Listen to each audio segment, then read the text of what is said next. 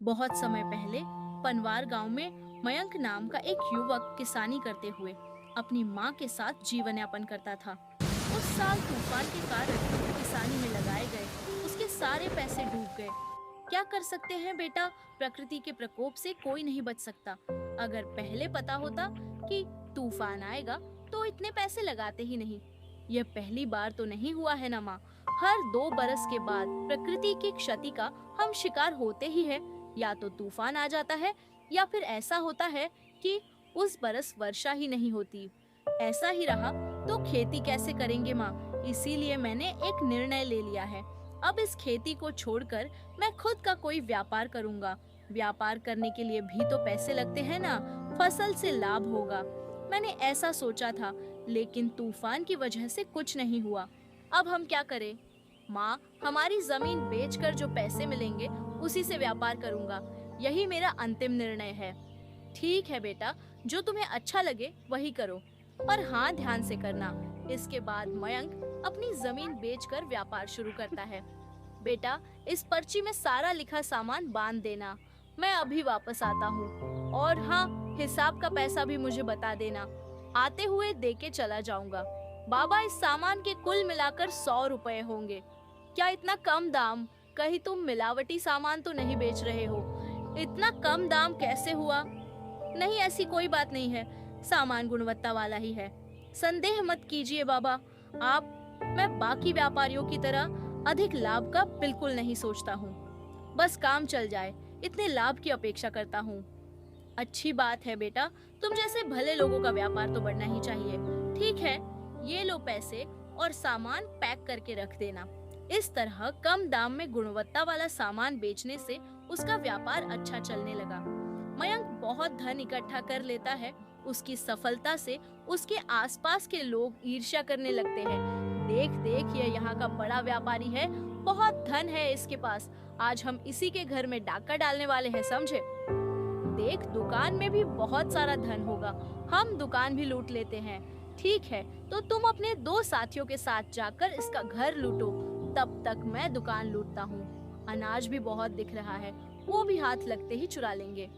इस तरह तो हम बहुत बड़े धनवान हो जाएंगे। आज रात ही इस योजना को अंजाम देते हैं। उस रात चोर मयंक की दुकान और घर दोनों लूट लेते हैं। मयंक की सारी जमा पूंजी चली जाती है और वो इससे बहुत ज्यादा दुखी होता है। जरेनिया माँ, ऐसा क्यों हुआ माँ? मैंने खेत बेचकर व्यापार शुरू किया था, अच्छा चल भी रहा था, और अचानक से सब कुछ लुट गया माँ। अब मेरे पास फिर से व्यापार खड़ा करने के लिए पैसे भी नहीं है माँ। व्यापार अच्छा चलने से सबकी नजर हम पर ही थी। हमने सोचा भी नहीं कि चोरी हो सकती है। अब मेरा मन उठ गया है माँ। मैं कुछ दिनों के लिए तीर्थ की यात्रा पर जाना चाहता हूँ, उसके बाद ही कुछ सोचूंगा। ऐसे निराश हो जाओगे तो कैसे चलेगा? वैसे हमने कहाँ सोचा था कि ऐसा हो जाएगा। तुम इसे इतनी गंभीरता से मत लो। तुम फिर से व्यापार शुरू करो अपना। देखना, इस बार तुम जरूर सफल हो जाओगे। कुछ भी कर लूं, लेकिन जम नहीं रहा है। मेहनत तो कर रहा हूँ, लेकिन मुझे फल नहीं मिल रहा है। मैं कुछ दिनों के लिए इन सब से दूर रहना चाहता हूँ माँ। मैं कल के कल ही तीर्थ यात्रा पर निकलता हूँ। इसके बाद मयंक तीर्थ यात्रा पर निकल जाता है। बहुत दूर का सफर तय करने के बाद वह एक धर्मशाला के पास जाकर रुकता है। बहुत लंबा सफर तय कर लिया, अब और ज्यादा नहीं चल पाऊंगा। आज रात को यहीं रुक जाता हूँ मैं। माई, मुझे आज रात रुकने के लिए जगह चाहिए। कल सवेरे निकल जाऊंगा। ठीक है बेटा, तुम जितने दिन चाहो यहाँ रह सकते हो। हर दिन का तुम्हें 1 रुपया देना होगा। ठीक है, मुझे मंजूर है माई। और भोजन का कितना देना होगा मुझे? हर दिन का 2 समय का भोजन मिलाकर ही 1 रुपया बताया है। वैसे तुम आए कहाँ से हो और करते क्या हो? कहाँ जाना है तुम्हें? अपने बारे में कुछ बताओ। जो भी यहाँ आता है मैं सबसे पूछती हूँ। तो तुम मुझे अपने बारे में बताओ। मैं पनवार गांव से आया हूँ माई। मैं हर तरह से दिवालिया हो चुका हूँ। विरक्त होकर मैं तीर्थ यात्रा पर निकल पड़ा हूँ माई। अरे, इतनी कम उम्र में इतना सब कुछ। फिक्र मत करो, इन सब का हल तुम्हें जरूर मिलेगा। कुशीनगर में देवदत्त नाम के एक आर्षि है, तुम जाकर उनसे मिलो और अपनी समस्या बताओ। वो तुम्हें जरूर हल बताएंगे। क्या सच में? मैं सोच ही रहा था कि मैं कहाँ पर जाऊं माई। मैं यहाँ से कुशीनगर जाके आरशी देवदत्त से भेंट करूंगा माई। इतनी मेहनत के बाद भी मेरे साथ आखिर ऐसा क्यों हुआ? उनसे पूछेंगा। बेटा, अगर तुम आरशी से मिलने कुशीनगर जा रहे हो तो मेरी नातिन है उसकी माँ की। देहांत के बाद से वह बोल नहीं रही है कुछ। क्या तुम आरशी से पूछ सकते हो कि वह कब तक बोल पाएगी? बस इतना काम कर दो, मैं जरूर इसके बारे में पूछूंगा। वो जो भी परिष्कार बताएंगे मैं लौटते समय आपको बता दूंगा। ठीक है बेटा, तब तक तुम जाकर आराम कर लो, मैं तुम्हारे लिए कमरा देखती हूँ। इस तरह उस रात वहां विश्राम करके मयंक अगली सुबह कुशीनगर के लिए निकल जाता है। रास्ते में प्यास लगने से वह एक घर के पास रुकता है। भाई साहब, मुझे बहुत प्यास लगी है, थोड़ा पानी मिल जाएगा क्या? हाँ, जरूर मिलेगा। ये लीजिए। लगता है बड़ी दूर से आ रहे हो तुम। कहाँ जा रहे हो भाई? भाई, मैं कुशीनगर में सरेनिया करने के बाद देवदत्त नाम के एक आरशी से भेंट करने जा रहा हूँ। क्या आप कुशीनगर में आरशी देवदत्त से मिलने जा रहे हैं? मैंने सुना है कि उन्हें अपनी समस्या बताने से वह आपको उसका उचित उपाय बताकर कष्ट दूर कर देते हैं। जी हाँ, इसीलिए तो मैं उन महात्मा से भेंट करने जा रहा हूँ। अच्छा, अब मैं चलता हूँ। अरे भाई सुनो, एक बार इस पेड़ को देखो ना, कितना बड़ा है, नारंगी का है। इसमें अब तक एक भी फल नहीं लगा है, पर यह कितना विशाल हो गया है। क्या आप आरशी से पूछकर बताओगे कि इसमें आखिर फल क्यों नहीं लग रहे हैं? जी ठीक है, जरूर पूछूंगा। मैं इसका कारण पूछकर लौटते समय आपसे जब मिलूंगा तो आपको बता दूंगा। अरे भाई, ये लो, कुछ पैसे अपने पास रख लो। कुशीनगर की यात्रा पर जाने वालों को पैसा देना अच्छा होता है। फिर मयंक वहां से निकलकर बहुत लंबा सफर तय करके एक जंगल में पहुंच जाता है। बाप रे, ये तो बहुत घना जंगल लगता है। कितना चलता जाऊं, पर यह तो खत्म ही नहीं हो रहा है। मुझे बहुत भूख भी लग गई है। देखता हूं, यहाँ कोई फल खाने को मिल जाए तो। लगता है वहां पे कोई आरशी तपस्या कर रहे हैं। उनके पास जरूर कुछ खाने को मिल ही जाएगा मुझे। बहुत देर के बाद आरशी ने अपनी आंखें खोली तो सामने मयंक खड़ा था। अच्छा, तो तुम कौन हो बेटा? आरशी वर्मा। इस तरह इतना नुकसान झेलने के बाद ये जानने के लिए कि आखिर ऐसा क्यों हुआ है, मैं कुशीनगर के आरशी देवदत्त जी से मिलने के लिए जा रहा हूँ। आरशीवर, अच्छा तो तुम आरशी देवदत्त से मिलने जा रहे हो तो मेरे पास एक संदेह है। क्या तुम उसका समाधान उनसे पूछ कर आओगे? जरूर आरशीवर, बताइए आपका क्या संदेह है। मैं कई वर्षों से तपस्या कर रहा हूँ, पर मुझे किसी तरह का कोई फल प्राप्त नहीं हुआ। मेरी तपस्या को कोई शक्ति रोक रही है। वह क्या है, यही मैं जान नहीं पा रहा हूँ। क्या तुम यह उनसे पूछकर मुझे बताओगे? मैं आपके संदेह का समाधान जानकर आऊंगा। फिलहाल आप मुझे भोजन के लिए कोई मार्ग सुझाएं। बताएं कि यहाँ फल कहाँ मिल सकते हैं मुझे। ये लो, मेरे पास कुछ फल है आहार के लिए, इसे तुम ग्रहण कर लेना। मयंक आरशी से मिले फल खाकर वहां से आगे के सफर पर निकल पड़ता है। यूं लंबा रास्ता तय करके वो कुशीनगर पहुंचकर शिव जी के दर्शन कर आरशी देवदत्त के आश्रम पहुंचता है। आश्रम पहुंचने के बाद, आरशीवर, मैं पनवार गांव से आपके दर्शन करने के लिए आया हूं। मेरे पास कुल 4 संदेह है, उनका समाधान जानने के लिए आपके पास आया हूं। मैं तुम्हारे संदेहों का समाधान दूंगा, किंतु मेरे कुछ नियम हैं। मैं किसी भी व्यक्ति के 3 प्रश्नों का ही उत्तर दे सकता हूं, किंतु तुमने कहा तुम्हारे 4 संदेह हैं, तुम्हें उनमें से किसी एक को त्यागना होगा। मैं इतनी मेहनत करता हूं, फिर भी मुझे नुकसान क्यों उठाना पड़ता है, यही पूछने इतनी दूर आया हूं। लेकिन रास्ते में मेरी सहायता करने वाले उन तीनों को मैंने समाधान ढूंढने का वचन दिया है, और अगर सिर्फ मैंने अपना संदेह पूछा तो उनमें से किसी एक के साथ तो विश्वासघात होगा। इतना संदेह में क्यों हो? क्या यही है कि कौन से प्रश्न को त्यागूं? अरे ऐसी बात नहीं है स्वामी जी, मैंने सोच लिया कि इसका समाधान जानना है।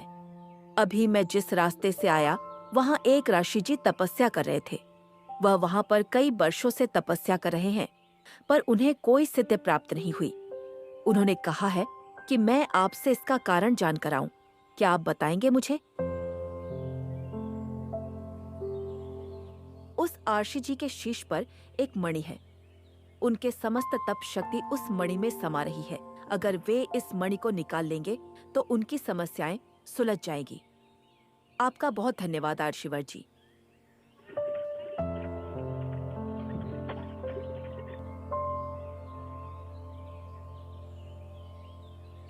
आपका बहुत धन्यवाद स्वामी जी। आपने मेरे तीनों प्रश्नों का समाधान बता दिया। अब मुझे जाने की आज्ञा दीजिए। विजयी भव, तुम्हारी अच्छाई तुम्हारा भला करेगी। तुम जा सकते हो। उसके बाद वहां से निकलकर मयंक रास्ते में तपस्या कर रहे आरशी से मिलता है तो तुम आ गए।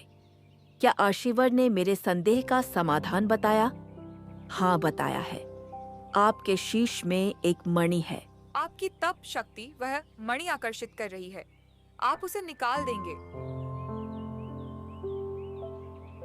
तो क्या मेरे शीश में मणि है? आश्चर्य, यह मणि मेरे केस में कैसे आई? अब मुझे आज तक पता नहीं चला कि यह मेरे पास है। तो मेरी तपो शक्ति इस मणि में समाहित है। ठीक है, तुमने मेरे लिए उतनी दूर जाकर इसका समाधान पूछा। मैं यह मणि तुमको उपहार में देना चाहता हूँ। रख लो उसे बेटा। इतनी बहुमूल्य मणि आपने मुझे उपहार में दे दी। आपका बहुत बहुत धन्यवाद। अब मैं चलता हूँ आरशी जी।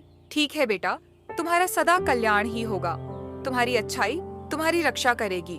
वहाँ से निकलकर मयंक उसे पानी देकर उसकी प्यास बुझाने वाले व्यक्ति के पास गया। देखिए, आपके इस नारंगी के पेड़ पर इसलिए फल नहीं लग रहे हैं क्योंकि इस पेड़ की जड़ के नीचे 5 सोने के घड़े हैं। उसी के कारण फल नहीं लग रहे हैं इस पे। उन 5 घड़ों को बाहर निकालने से इस पेड़ में फल लगने शुरू हो जाएंगे। क्या इस पेड़ के नीचे 5 घड़े सोने के घड़े हैं? मेरे तो भाग्य खुल गए। लेकिन एक शर्त है, आपको इस पेड़ को किसी तरह की हानि पहुंचाए बिना उन सारे घड़ों को निकालना पड़ेगा। अच्छा, अब मैं चलता हूँ। मुझे लंबा सफर तय करना है। देखो भाई, तुमने मुझे मूल्यवान समाधान बताकर मेरी सहायता की। एक और सहायता कर दो। इन घड़ों को पेड़ के नीचे से निकालने में मेरी मदद कर दो ना। ठीक है, मैं आपकी मदद कर देता हूँ। चलिए खुदाई करते हैं। इसके बाद उन दोनों ने मिलकर पेड़ को कोई हानि ना पहुंचाते हुए जमीन की खुदाई शुरू की और 5 सोने के घड़े बाहर निकाले। उन घड़ों को देखकर वो व्यक्ति प्रसन्न हो गया। वाह, मेरे भाग्य खुल गए। इतना सारा धन मैंने वर्षों से घर के नीचे दबा कर रखा था और मुझे पता ही नहीं चला। ये संपदा मुझे आपके कारण मिली है बेटा। आपने आशीवर से मिलकर समाधान ना पूछा होता तो मुझे कभी नहीं मिलता। इसलिए मेरी ओर से भेंट के रूप में ये लेकर जाओ। मैंने किसी फल की आस में आपकी सहायता नहीं की। ये खजाना आपके घर में मिला है। ये खजाना आपका ही है, ऐसा मत कहिए। मैं अपने मन से आपको यह दे रहा हूँ। मना मत कीजिए। आपको ले जाने में आसानी हो, उसके लिए मैं गाड़ी का प्रबंध करता हूँ। उस व्यक्ति के लिए घड़ों को लेकर धर्मशाला में वो रुका था उस बुढ़िया के पास पहुँचता है। तुम आ गए बेटा, बहुत लंबी यात्रा करके आए हो। बातें बाद में कर लेना। तुम पहले हाथ मुंह धोकर भोजन कर लो। मैंने रास्ते में भोजन कर लिया है माई। आपके प्रश्न का समाधान पूछकर आ गया हूँ। माई, आशीवर ने कहा है कि जैसे ही आपकी नातिन अपने होने वाले पति को देखेगी तब वो स्वयं बात करने लग जाएगी। तो फिर जो व्यक्ति मेरी नातिन से विवाह करेगा वो कहाँ मिलेगा मुझे? मुझे नातिन को बोलते हुए सुनना है। पता नहीं उसका भाग्य कब बदलेगा। जल्दी होगा माई, आप निश्चिंत रहिए। वो दोनों बातें कर ही रहे थे कि तभी वहां उसकी नातिन आ जाती है। मयंक को देखकर तुरंत ही, नानी देखो मेरे नए वस्त्र में मैं कैसी लग रही हूँ। आहा, मेरी नातिन ने कुछ बोला। इसने अभी कुछ बोला। तुमने सुना बेटा? बहुत ही प्यारी। तुम इस कपड़ों में राजकुमारी लग रही हो। वाह, ये कितनी सुंदर है। ठीक है माई, अब मैं चलता हूँ। कहाँ जा रहे हो बेटा? तुम्ही ने कहा ना कि अर्शी ने कहा मेरी नातिन अपने होने वाले पति को देखते ही बोलने लग जाएगी, तो तुम ही इसके पति हुए ना? इसने तुम्हें देखकर बोला बेटा, विधि के विधान को मना मत करो।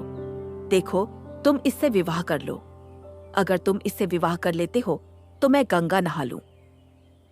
इतनी सुंदर कन्या से विवाह करना तो मेरा सौभाग्य होगा माई। फिर मयंक उस कन्या से विवाह करके अपने घर जाता है। माँ, देखो मैं क्या लेके आया हूँ। देखिए, इन सभी घड़ों में सोना है और यह तुम्हारी बहू है। देखो माँ, कुछ तो बोलो ना। आखिर तुम कुछ कह क्यों नहीं रही हो? बेटा, जब तू यहाँ से गया तब मैं दुर्घटनावश गिर पड़ी। मेरी आंखों की रोशनी चली गई। अब मैं कुछ नहीं देख सकती हूँ। क्या माँ, ये सब क्या हो गया? तुम्हारे ऐसे कठिन समय में मैं तुम्हारे पास नहीं था। सुनिए जी, जंगल में आशी ने जो आपको मणि दी थी, वो मणि सच में बहुत ही चमत्कारी है। वो कोई ऐसी वैसी मणि नहीं है। उस मणि के अंदर ऋषि की तप शक्ति है जी। उस मणि को माँ की आंखों पर रख दीजिए। हाँ, तुम सही कह रही हो। मैं अभी रखता हूँ। जैसे ही मयंक उस मणि को माँ की आंखों पर रखता है, उनकी आंखों की रोशनी वापस आ जाती है। बेटा, मुझे अब सब दिख रहा है। क्या यही तुम्हारी पत्नी है? तुम दोनों की जोड़ी बहुत अच्छी है। ये इतना सोना, यह मणि, तुम्हारा इससे विवाह करना, ये सब कुछ कैसे हुआ? और इस तरह मुझे ये सब मिला है माँ। देखा ना बेटा, तुमने परोपकार का सोचा, इसलिए तुम्हारे साथ सब अच्छा हुआ। वही दूसरी तरफ जिन्होंने हमारे दुकान में चोरी की थी, वह पकड़े गए और सरकार ने हमारे पैसे वापस कर दिए। इसका मतलब है मेरी मेहनत की कमाई कहीं नहीं गई माँ, वापस मेरे पास ही लौट आई। आज मैं बहुत खुश हूँ माँ। इस तरह मयंक ने अपनी अच्छाई से जो लोगों की सहायता की, उसका फल अलग अलग रूप में उसे मिल गया, जिससे उसकी खुशियां वापस लौटी। उस दिन से अपनी माँ और पत्नी के साथ वह सुखपूर्वक रहने लगा।